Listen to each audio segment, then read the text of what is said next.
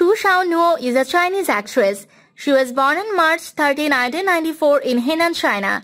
She made her acting debut in 2016. Since then, she has appeared in a growing number of television dramas, including Please Love Me. In 2021, she appeared in Fate Makes Great. Her pretty looks and acting skills aren't all she has up her sleeve. In 2020, she starred in Miss Ace. In the same year, she also played Novaland, The Castle in the Sky too.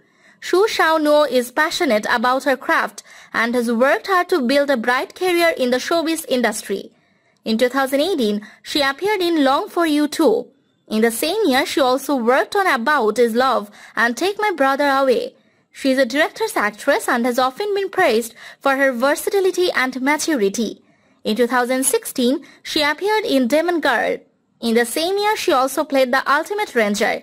She has been given the chance to prove herself more than once in several different projects in the last few years, and she has done an amazing job.